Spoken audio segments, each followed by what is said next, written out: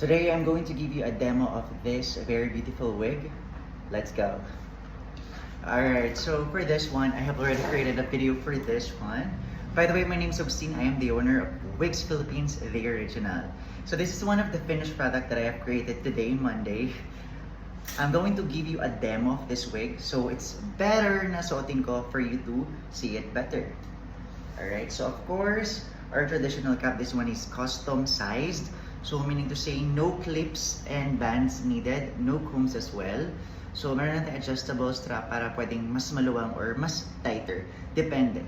Alright, so kasi minsan pag sobrang hangin, you want it super grip, kahit perfectly fit na siya. So that extra sikep would definitely make it strong. Alright, so I'm going to try it on. So this one is, I've created 31 inches.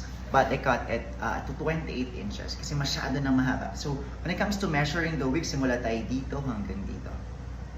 Let's begin. So little enthusiasm because the earlier video was like no energy. Alright.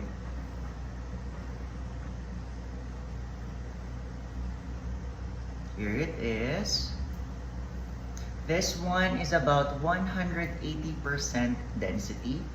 So for its length, here's the hairline. Need lang po natin i-cut yung excess lace sa it's approved na bago po yung wig. So ayan siya. So nasa middle parting siya, but you can change it. But for this one kasi yung highlights natin naka-set siya sa middle. But here's what it looks like sa front natin. So by the way, all the hair are here nasa front. So, yeah, it's really nice. So it's brown with subtle highlights and it looks really nice. This hair is really giving. I know it's pretty long, pero if you wanted to change your look instantly into very super glam, especially if you have special events, if may budget pa sila, kasi usually if you have special events, you would custom made a gown for yourself.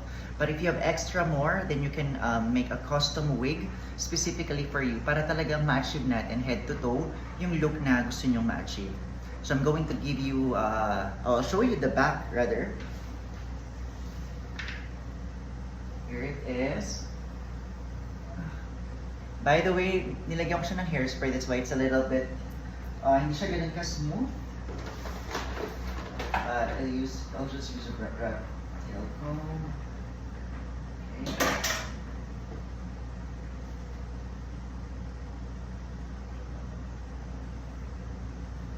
My height is 5'9" inches. This wig is 28 inches from here until the bottom.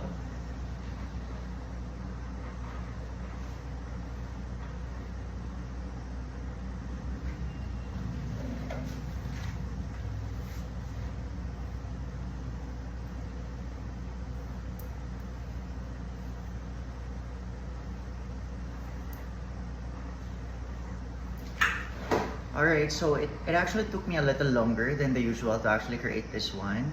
Kasi may nakailang ulit ako, but thankfully with this wig, I was able to perfect it once more. Kasi kadalasan ang pinapagawa sa akin are the natural looking wigs and not this type of color. Kasi usually yung ganitong color, this is uso sa abroad. But for Filipinos, this is unusual kasi hindi sila masyado nakakakita ng ganitong color.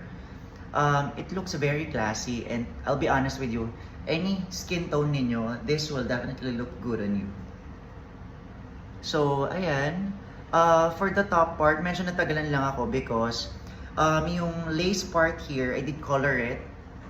And then, itong highlights, I ventilated it with the perfectly color na. Kasi if i-color ko siya yung actual hair dito, possibility magkaroon pa ng damages. And I don't want that. So, mas sure na din na ventilate ko na lang yung hair dito so that I would have that smooth finish and sure color na that would really blend pati sa mga highlights dito sa baba. Alright? So, if you have any questions or if you want something like this, please do message us here at Wigs Philippines.